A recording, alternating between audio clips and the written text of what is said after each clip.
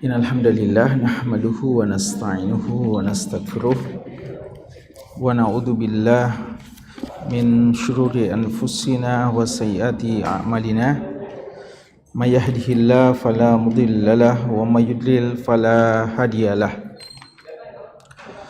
wa asyhadu an la ilaha illallah wahdahu la syarikalah wa asyhadu anna Muhammadan abduhu rasuluh.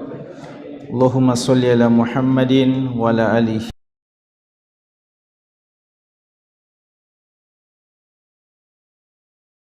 yaumiddin amma ba'd. Para hadirin, bapak-bapak dan ikhwah, hafizakumullah ta'ala jami'an. Alhamdulillah, pada malam hari ini, di malam Jumat, di malam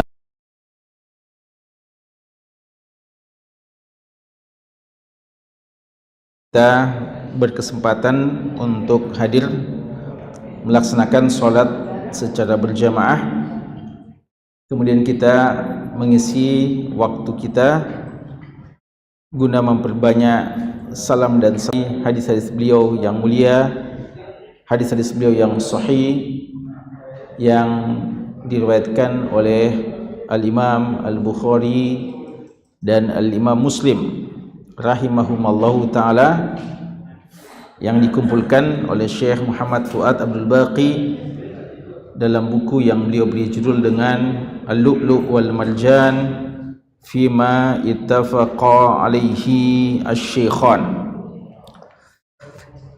Jamaah sekalian, pada malam hari ini kita akan lanjutkan insyaallah.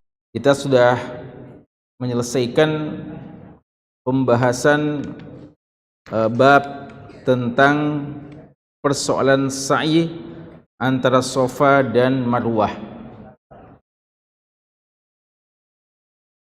dan kita mau merojak sedikit dulu walaupun tanpa hadiah ya.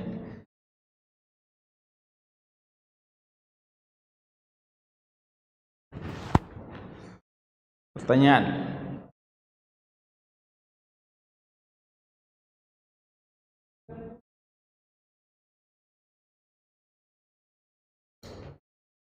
Berapa jumlah faedah yang kita sebutkan dalam pembahasan hadis-hadis terdahulu? Kita sebutkan kita telah kumpulkan faedah-faedah dari bab yang lalu, dari 4 hadis yang kita, atau 3 hadis yang kita telah bahas. Pertanyaannya 2. Berapa jumlah faedahnya dan apa faedah yang pertama? Tafadhal. Dari yang apa?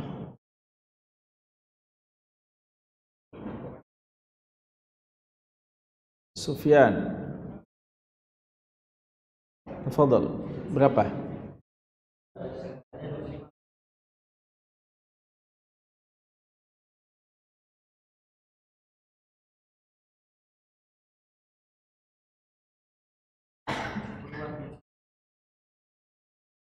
Urwah bin Zubair bin Awf. Ahsant. Sahabat Urwah, sahabat tabi'in. Masyaallah. Ahsanta. Barakallahu fiik. Ya, betul ya, antum berhak dapat hadiah. Nah, wa khairu ma nuhdi ilaika ad-du'a. Nah, jazakallahu khairan wa barakallahu fiik. Betul ya jawabannya? Ya. Pertanyaan kedua.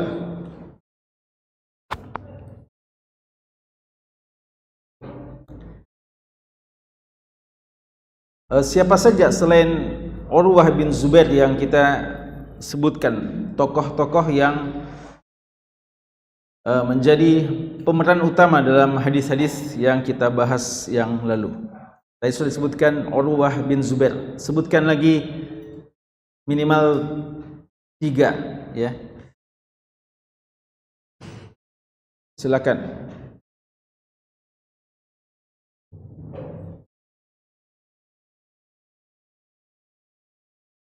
Tafadhalu. Syekh Nasir, Ustaz Nasir.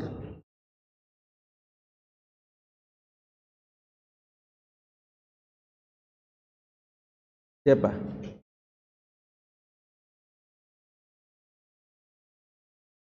Ayub, Ahmad Ayub.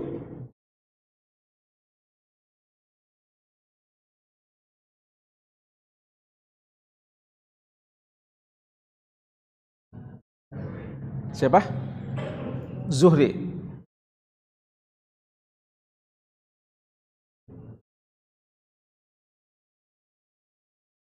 Abu Bakar siapa? Siddiq. Abu Bakar siapa? Sahabat atau tabi'in?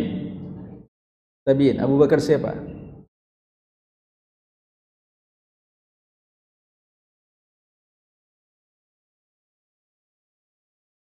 Abdurrahman, Abu Bakar bin Abdurrahman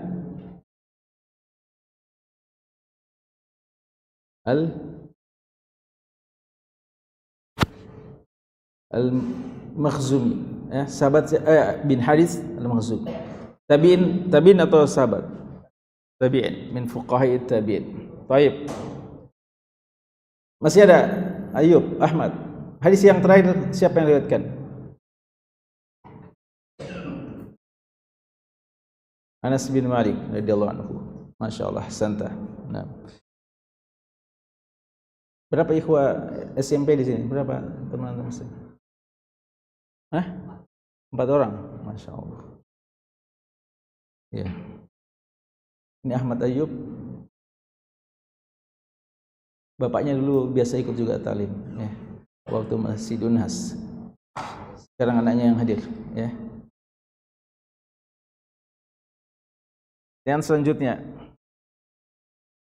ini kan tidak ada hadiahnya, jadi tidak apa-apa ditunjuk-tunjuk, ya. Ya.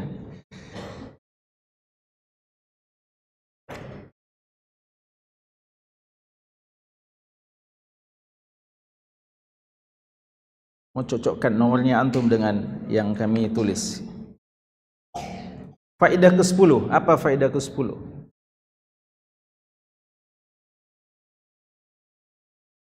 Siapa yang tulis 25 faedah itu? Siapa? Masya Allah. Cuma 2 ya, Sufyan dan Nasir. Ada lagi yang ketiga? Fitrah. Wah, Masya Allah. Ya? Tidak dikasih nomor. Beda nanti anunya, jumlahnya. Nah. Ada lagi? Masya Allah. Lihat. Anda mau wajhun gharib, ya. Wajah-wajah yang masih asing, ya, belum familiar. Kalau cuma itu saja, ya, Masya Allah, kita apresiasi mereka. Tapi kita mau ada generasi baru, ada orang-orang baru lagi. Antum juga? Siapa tadi yang di belakang? Angkat tangan. Yang nulis. Ikhwah tadi berdua selain Ustaz Nasir siapa?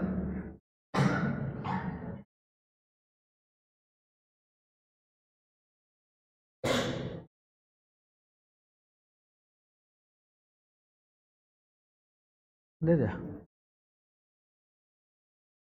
Ikhwah SMA Wahda. Anak-anak kita di SMA Wahda. Ada? Yang tulis pekan lalu. Antum? Hah? Beda lagi? Nah, Masya Allah. Tidak apa-apa beda, tapi ya dulu Umar bin Khattab radhiyallahu anhu dengan sahabat jaruhu, ya, tetangga beliau, yatanawaban, ya, bergantian hadir dalam majlis ilmu.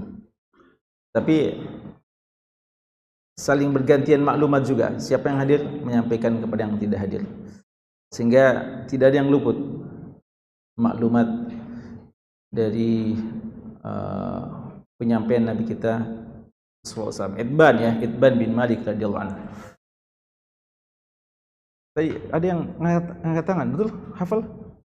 Tulis? Betul ya? Katab?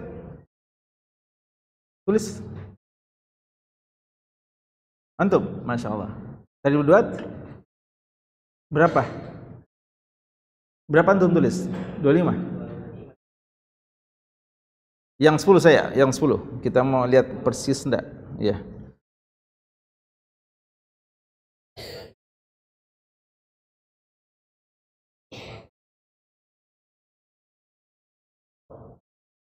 Gimana?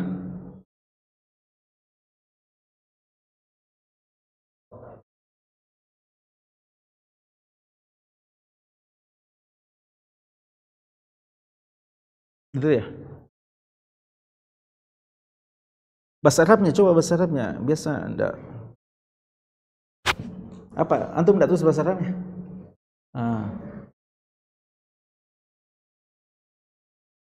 Yang lalu kita sebutkan bahasa Arabnya atau bahasa Indonesia? Atau dua-duanya?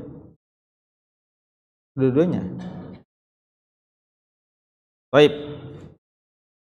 Yang ke-9, yang ke-9.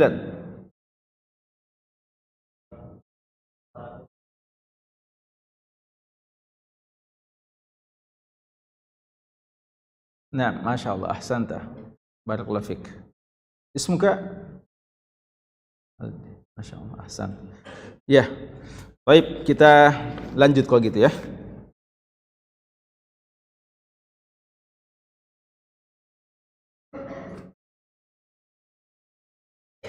Bagi ikhwah yang catat ya, nanti perlihatkan ya. Bagi ikhwah yang catat nanti tolong kirimkan. Anda mau cek ya.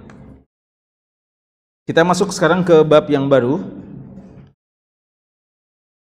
Babun istihbabu idamatil hajj at-talbiyah. Bab tentang dianjurkannya idamah, dilakukan terus-menerus, dawam, idamah al-hajj bagi haji, at-talbiyah yaitu mengucapkan talbiyah, hatta yashra'a fi rami jamratil aqabah, sampai dia mulai melempar jamrah aqabah, yauman nahr, pada hari an-nahr, pada tanggal 10 Dzulhijjah. Jadi judulnya bab tentang anjuran atau disunnahkannya bagi seorang yang berhaji untuk senantiasa mengucapkan talbiyah hingga dia akan memulai melempar jamrah aqabah pada hari kurban atau tanggal 10 Dzulhijjah. Ya, dari judul ini bisa kita fahami bahwa Imam Nawawi rahimahullahu taala menyebutkan ini adalah hukumnya sunnah ya, memperbanyak talbiyah, dan itu terus dilakukan bagi seorang yang haji. Ini ada kata-kata haji untuk membedakan antara haji dan mu'tamir dan orang yang umrah. Apa bedanya? Ucapan talbiyah, apa itu ucapan talbiyah? Labbaik Allahumma labbaik ya. Labbaika la syarika laka labbaik innal hamda wan ni'mata laka wal mulk la syarika lak.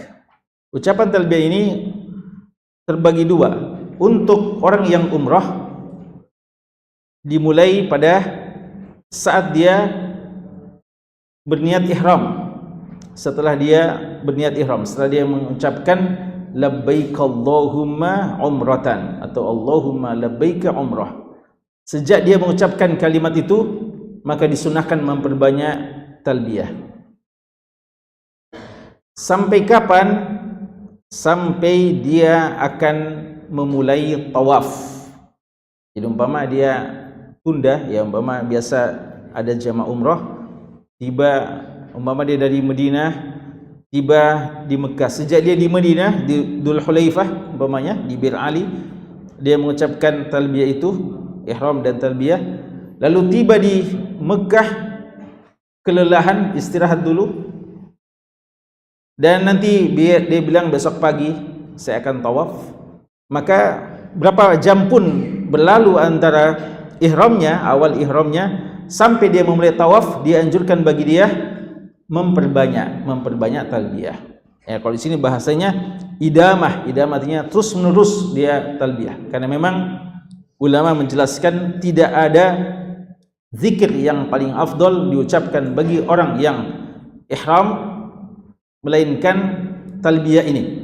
Bahkan dia lebih afdol daripada membaca Al-Quran, ya, karena waktunya terbatas dan keadaan ibadahnya juga terbatas, tidak dianjurkan setiap saat. Ya, seandainya ada di antara kita hari ini mau perbanyak talbiyah, disunahkan atau tidak?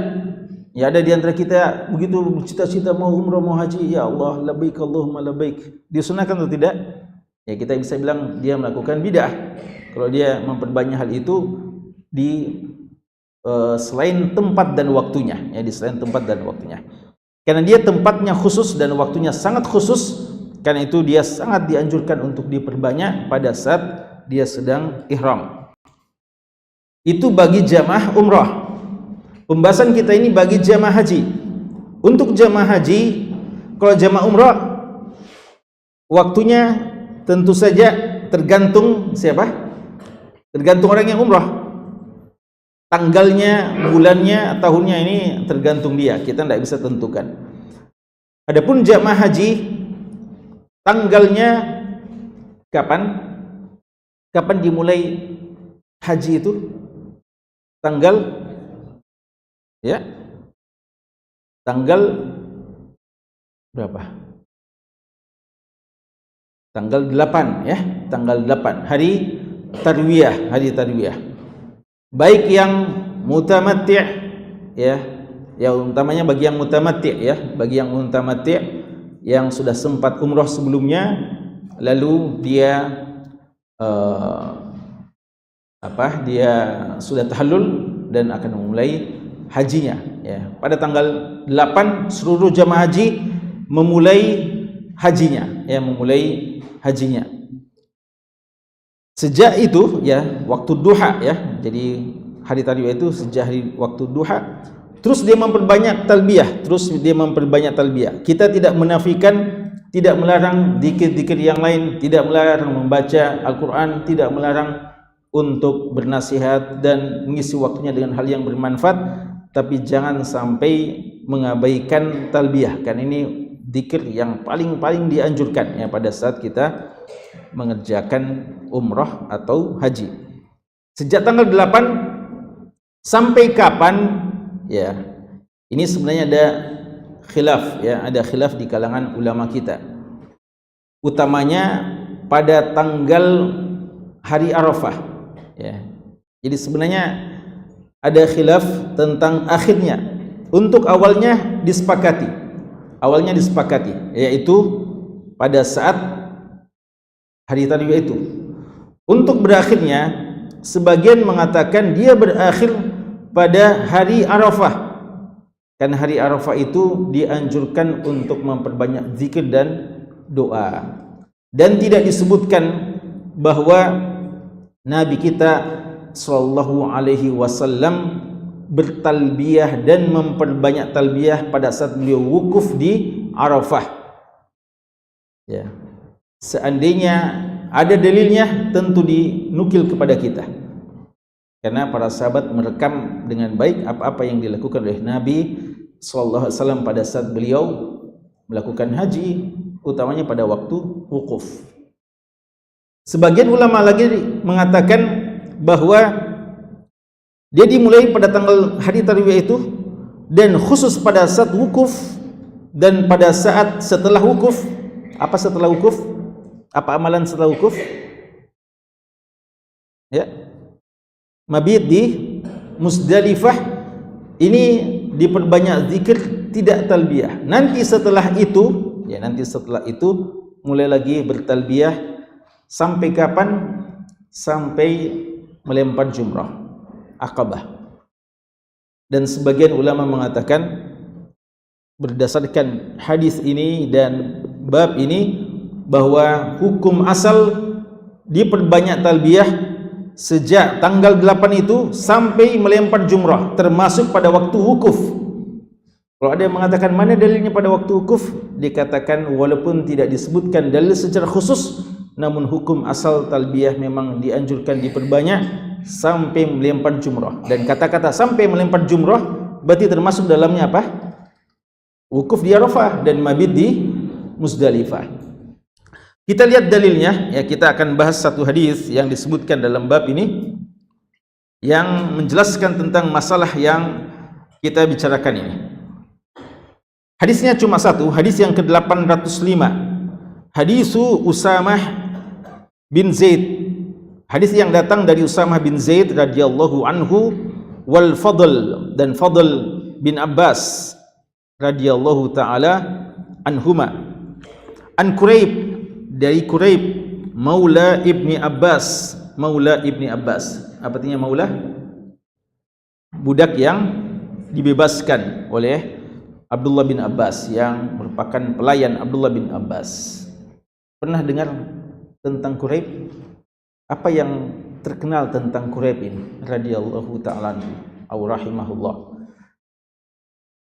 Apa hadis Quraib yang terkenal?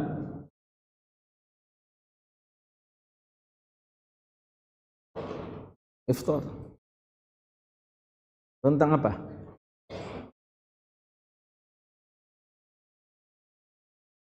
Yang diriwayatkan Imam Muslim dalam sahihnya, hadis Quraib tentang setiap negeri ada matlak khusus, ya, dalam penetapan awal bulan, ya, dan tidak terikat dengan negeri yang lain. Walaupun negeri yang lain itu sudah melihat, kalau negeri kita yang beda matlaknya belum melihat, maka kita tidak terikat dengan negeri tersebut. Kalau Saudi sudah melihat, kita belum, maka kita terikat dengan matlak kita dan hilal yang kita saksikan.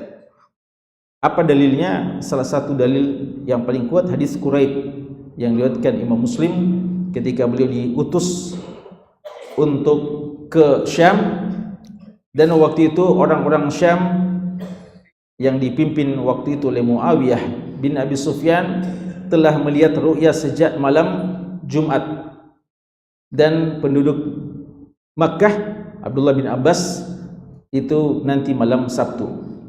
Lalu ketika pulang ke Mekah diskusi, Quraib bertanya, kenapa tidak menggunakan saja ru'yatul hilalnya Muawiyah, penduduk Syam? Mereka duluan lihat, dan jarak antara Syam dan Mekah tidak terlalu jauh, tidak sebagaimana jarak kita, ya. Kata Abdullah bin Abbas, apa? Hakadza amarana bihi Rasulullah SAW. Begitulah Rasulullah perintahkan kepada kami. Difahami bahwa berarti setiap negeri punya matlak, tidak terikat dengan negeri yang lain, ya. Dan ini pendapat yang dipegangi oleh sebagian salaf, Abdullah bin Umar, ya, dan yang lainnya, dan mazhab Syafi'iyah, ya, Imam Syafi'i mengambil pendapat yang seperti ini, dan ini yang kita pilih, ya. Dan tokoh penting dari hadis itu adalah Quraib radhiyallahu ta'ala anhu au rahimahullah. Dari Quraib maula Ibni Abbas, an Usamah bin Zaid, dari Usamah bin Zaid radhiyallahu ta'ala anhuma. Usamah bin Zaid adalah Usamah bin Zaid bin Harithah, ya. Usamah bin Zaid bin Harithah anak dari Zaid bin Harithah. Dan siapa itu Zaid bin Harithah? Maula dari Nabi SAW, ya, yang dibebaskan dari perbudakan oleh Nabi SAW. Dan Rasulullah sangat mencintai Zaid bin Harithah, ya, Zaid bin Harithah, sampai-sampai beliau pernah mengatakan Zaid bin Muhammad, sampai turun firman Allah, ud'uhum li abaihim, ya, panggil mereka dengan nama bapak-bapak mereka, ya. Kan itu situ penegasan bahwa tidak ada tabani dalam Islam, ya, tidak boleh mengadopsi anak lalu kita menisbatkan anak itu kepada diri kita, ya, tidak dinisbatkan kepada orang tua sesungguhnya, itu tidak dibolehkan, ya. Itu dalil tentang masalah itu adalah kisah dari Zaid bin Harithah radhiyallahu anhu. Beliau seorang yang sangat dicintai oleh Rasulullah, dan anaknya pun sangat dicintai oleh Rasulullah, Usama ini, ya. Maka Usama bin Zaid ini selalu dibilang ibnu hibbi Rasulillah, seorang yang sangat dicintai oleh Rasulullah, anak kesayangan Rasulullah. Ya, jadi Usamanya dicintai Rasulullah dan bapaknya juga Zaid sangat dicintai oleh Nabi sallallahu alaihi wasallam. Annahu qala, beliau berkata,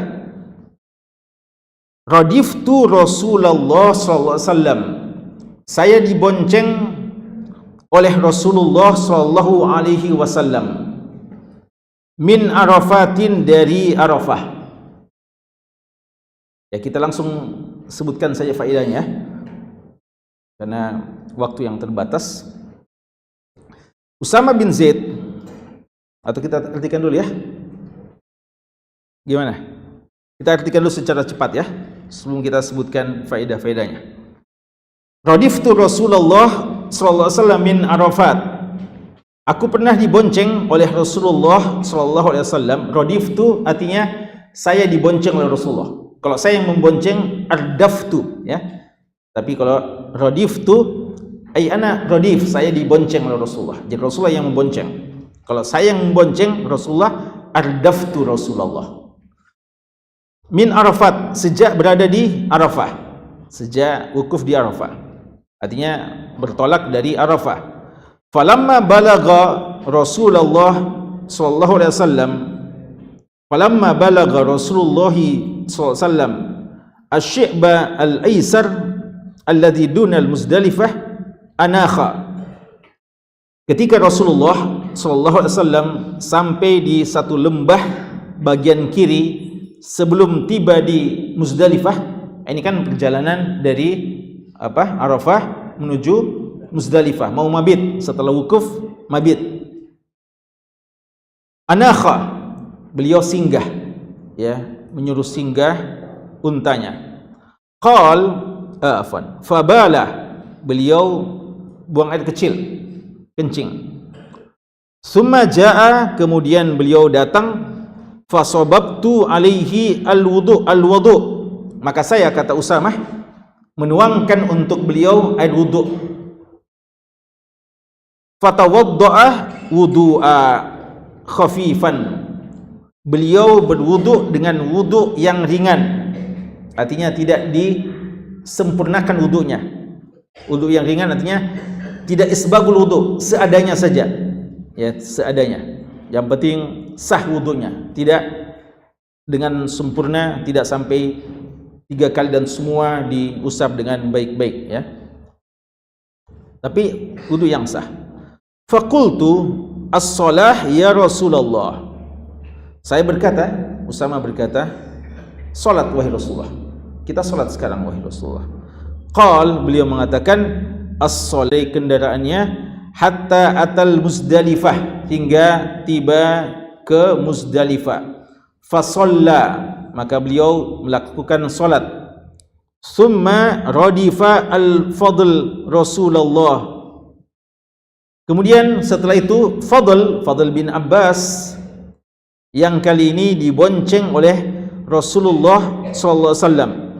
Ghadata jama', keesokan harinya, ya, ketika di Muzdalifah. Dari Muzdalifah menuju ke tempat melempar Jamrah Aqabah.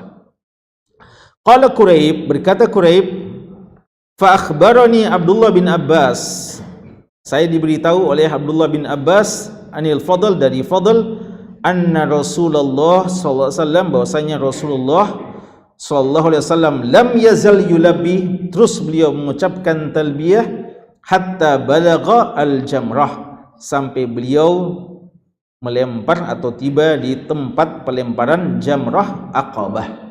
Ya. Ada berapa faedah yang bisa kita ambil dari hadis kita ini? Yang pertama, hadis ini menjelaskan kepada kita keutamaan 2 sahabat Nabi sallallahu alaihi wasallam yang mulia, yaitu Usama bin Zaid dan Fadl bin Abbas. Fadl bin Abbas ini kakak dari Abdullah bin Abbas radhiyallahu taala anhu. Sepupu dari Rasulullah, ya, sepupu dari Rasulullah. Kenapa dikatakan keutamaan mereka? Karena mereka mendapatkan kehormatan dibonceng oleh Rasulullah SAW di kendaraannya. Dan ini tentu saja keistimewaan ya yang Allah berikan, bisa berkendaraan atau bisa satu kendaraan dengan Nabi SAW, bahkan dibonceng oleh Rasulullah ya. Biasa kita kalau ketemu dengan tokoh, kita bilang saya satu pesawat ya, satu pesawat, banyaknya orang di pesawat itu ya.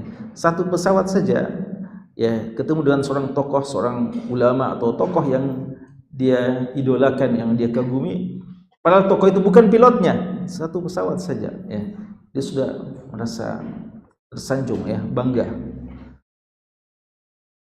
Atau dibilang saya dipersilahkan masuk di mobilnya ya. Nah, ini kadang ya seorang sudah merasa ada kemuliaan khusus. Bagaimana kalau cuma berdua-duaan ya, dia dibonceng oleh manusia yang paling mulia, yaitu Nabi kita sallallahu alaihi wasallam. Yang kedua, hadis ini juga menjelaskan kepada kita sifat tawadhu dari seorang pemimpin yang mulia, yaitu Rasulullah sallallahu alaihi wasallam, di mana beliau mengendarai sendiri kendaraannya dan tidak segan-segan, tidak sungkan-sungkan, tidak risih untuk membonceng pengikutnya ya. Pengikut beliau, rakyat beliau, pengikut beliau, sahabat beliau, murid-murid beliau. Dan mungkin ada mengatakan ini kebetulan ya. Kita katakan ini bukan cuma 1-2 kali saja. Bukan cuma Fadl bin Abbas karena sepupu beliau, ada juga Usama bin Zaid. Bahkan sahabat-sahabat yang lain. Imam Ibnu Mandah dan Imam Ibnu Allan punya buku khusus yang menyebutkan nama-nama para sahabat yang pernah dibonceng oleh Nabi SAW ya. Silakan antum lihat buku dari Imam Ibnu Mandah, Ma'rifatu Asami Ardafin Nabi SAW ya, begitu judul bukunya. Ma'rifatu Asami, Asami jamak dari asma, mengenali nama-nama sahabat yang ardaf. Ardaf artinya yang pernah dibonceng oleh Nabi SAW. Ada puluhan ya, ada puluhan. Dimulai dengan Abu Bakar As-Siddiq, lalu Utsman ya, setahu kami Umar tidak pernah. Abu Bakar, lalu Utsman, lalu Ali ya, Fadl, Abdullah bin Abbas ya, Abdullah bin Abbas ketika hadis ihfadillah yahfadka. Muad bin Jabal juga pernah ya, haqqullah ala ibadihi. Abdullah bin Ja'far ya, dan Ja'far juga. Dan untuk wanita di antaranya Sofia, istri beliau sendiri. Itu semuanya disebutkan ya, nama-nama yang pernah dibonceng oleh Rasul. Jadi dia menjadi satu kebiasaan Nabi kita sallallahu alaihi wasallam. Tapi kenapa dikatakan keutamaan sahabat yang pernah dibonceng? Karena sahabat sangat banyak dan ini cuma puluhan saja ya, berarti ada keistimewaan khusus orang yang pernah mendapatkan kehormatan dibonceng oleh Nabi sallallahu alaihi wasallam. Kemudian hadis ini juga menjelaskan kepada kita bahwa bolehnya berkendaraan dari Arafah menuju ke Muzdalifah ya. Jadi dia kondisional saja sifatnya. Artinya kalau perlu berkendaraan karena jaraknya sebenarnya lumayan ya, jaraknya lumayan. Jadi bagusnya berkendaraan, mudahnya berkendaraan. Tapi kadang-kadang dalam kondisi-kondisi tertentu kita dinasihati untuk jalan kaki saja. Karena boleh jadi yang jalan kaki duluan sampai daripada yang berkendaraan ya. Karena begitu padatnya manusia yang bergerak di waktu yang sama ya, ba'da wukuf kan sampai maghrib atau menjelang maghrib, sampai maghrib. Dari maghrib mereka semua bertolak di waktu yang sama menuju tempat yang sama. Bisa antum bayangkan bagaimana ramainya, padatnya orang pada waktu itu. Jadi ya, kalau dulu di zaman Rasulullah anjurkan ya, waktu itu sahabat-sahabat begitu semangat bertolak dari wukuf Arafah menuju ke Muzdalifah, Rasulullah mengatakan sakinah, pelan, tenang ya. Jadi tenang-tenang saja ya, jangan terburu-buru. Tapi saat sekarang ini orang yang mau buru-buru pun tidak bisa ya. Jadi mungkin ya dia jalannya seperti merayap ya, mobil-mobil itu padat merayap, sangat sulit bisa sampai pada waktu yang kita inginkan. ya. Tapi bagi yang mau berkendaraan bisa. Rasulullah waktu itu berkendaraan. Ya, di sini hadis ini menyebutkan Nabi kita sallallahu alaihi wasallam berkendaraan. Kemudian hadis ini juga menjelaskan bahwa faedah yang lain dari hadis ini adalah Nabi sallallahu alaihi wasallam juga manusia biasa yang butuh makan, butuh minum, butuh duduk, butuh baring dan butuh istirahat, dan juga seperti kita kadang butuh dalam perjalanan singgah untuk cari tempat buang air kecil. Ya, di sini Rasulullah singgah untuk buang air kecil dalam perjalanan. Belum sampai di Musdalifah ini, belum sampai. Ya. Jadi tidak apa-apa ya, kalau antum dalam perjalanan tiba-tiba jangan nanti tiba. Ya, tidak sunnah antum. Ya, kita bilang ada sunnahnya. Ya. Walaupun ini ada khilaf dari ulama kita, apakah ini bagian sunnah atau tidak? Ya. Kalau Abdullah bin Umar radhiyallahu anhu memahami ini, ikuti yang seperti ini. Kalau Rasulullah pernah singgah di sini, kita singgah juga di situ. Ya. Sahabat ulama-ulama yang lain mengatakan ini tidak bagian sunnah, kebetulan ya, tanda kutip kebetulan waktu itu memang di situ beliau mau buang air kecil, yang sudah mungkin mendesak sampai beliau mau buang air kecil. Ya. Tapi intinya boleh, ya boleh. Karena apa yang beliau lakukan itulah boleh. Ya. Sehingga kalau antum mau buang air kecil di tengah perjalanan, tidak usah ragu-ragu, ya. Dan jangan-jangan ini tidak bagus ini, ya. Jangan-jangan ini ada suatu hal yang berbahaya kalau kita buang air kecil, padahal masih jauh. Ya. Sehingga saja ada contohnya, ya. Apakah sunnah atau tidak itu persoalan yang lain. Kalau Abdullah bin Umar bukan cuma singgahnya saja, tapi singgah di tempat itu. Ya. Bahkan mungkin beliau belum mau buang air kecil, tapi beliau usahakan singgah dan bisa buang air kecil di situ. Ya. Karena beliau mau persis betul sama dengan Nabi sallallahu alaihi wasallam. Duna Musdalifah. Ini belum sampai di Musdalifah. Anakha, beliau parkirkan kendaraannya, kemudian beliau kencing di situ, buang air kecil. Kemudian beliau tiba, kembali lagi ke kendaraan, dan waktu itu beliau berwudu. Dan ini menunjukkan bahwasanya beliau selalu menjaga wudunya. Dan makna menjaga wudu artinya setiap batal kita berwudu lagi walaupun belum mau langsung sholat di situ. Ya. Jadi begitu batal kita habis buang air, sebaiknya kita wudu lagi. Walaupun mungkin belum mau langsung sholat di situ, masih ada waktu berapa jam ke depan atau berapa menit ke depan, belum masuk waktu umpamanya, atau kita memang belum niat sholat sekarang, tapi karena kita habis buang air, maka kita wudu. Ini di antara makna menjaga wudu, ya. Dan Nabi kita sallallahu alaihi wasallam mengatakan wala yuhafidhu 'alal wudu illal mu'min. Tidak ada yang menjaga wudunya, utamanya ketika mau sholat, walaupun mungkin wudunya belum batal, ya, wudunya belum batal. Dan hadis ini juga menjelaskan kepada kita bolehnya membantu orang yang berwudu. Karena Usama di sini apa? Menuangkan fasababtu alaihi. Beliau tuangkan air wudu. Jadi sunnah, dan hadis yang macam ini banyak, ya, menjelaskan bahwa Rasulullah dibantu berwudu oleh para sahabatnya. Utsman juga pernah dibantu oleh Humran, dan banyak, ya, kisah-kisah hadis yang semacam ini. Karena itu keliru ketika ada yang mengatakan makruh, ya, dibantu dalam berwudu. Fasababtu alaihi wudu, saya tuangkan untuknya wudu, air wudu.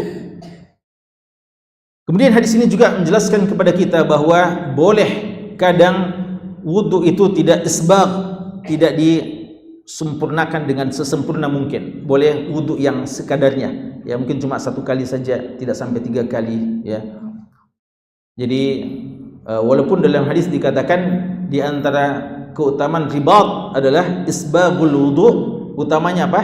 Alal makarih, pada waktu-waktu yang kita berat untuk melakukannya. Di dingin yang mencekam, ya, di waktu musim dingin, kita bangun di tengah malam, lalu tidak ada yang bisa kita gunakan untuk memanaskan air, kita mau wudu, lalu kita wudu dengan tetap sempurna, itu di antara keutamaan isbagul wudu alal makarih, ya, di waktu-waktu yang susah, tidak bagus, susah artinya berat bagi kita melakukannya. Tapi di kondisi tertentu kadang Rasulullah mencontohkan Dan ini mungkin di antara takhfif, ya beliau mau ringankan kadang bahwa dalam kondisi tertentu tidak mengapa wudu sekadar sahnya wudu tanpa menyempurnakannya. Bukan berarti sekadar wudu ada yang luput ya, tapi tidak sampai sesempurna mungkin, karena Usamah mengatakan khafifan. Kemudian hadis ini juga menjelaskan kepada kita bagaimana para sahabat memahami pentingnya untuk sholat tepat waktu. Karena itu Usamah langsung mengatakan, as-sholat ya Rasulullah, sudah masuk waktu sholat ini Rasulullah. Padahal sunnahnya waktu kita ke Muzdalifah, di mana sunnahnya kita sholat maghrib di Arafah atau di Muzdalifah? Nanti tiba di Muzdalifah, sunnahnya nanti tiba di Muzdalifah kita jamak maghrib dan isya. Jamak takdim atau jamak takhir? Jamak takdim atau takhir tergantung kondisi, tapi kemungkinan besar jamak takhir ya, dalam artian nanti di waktu isya baru kita tiba di Muzdalifah ya. Jadi di jamak ya, di jamak. Tapi waktu itu beliau fahami ini kan belum di Muzdalifah, tapi sudah masuk waktu ya, sudah masuk waktu maghrib mungkin, maka dikatakan sholat ya Rasulullah, kita sholat dulu Rasulullah sebelum melanjutkan perjalanan.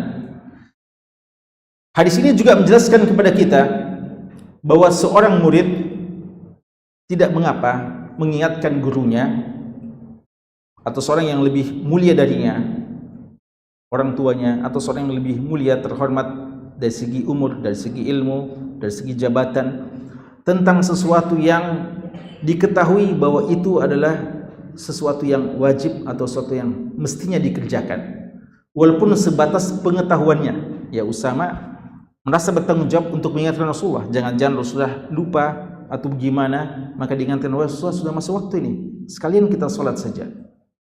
Jadi tidak mengapa kadang, tapi tentu saja dengan cara seadab mungkin ya, cara dengan sebaik mungkin kita ingatkan, as-sholat ya Rasulullah.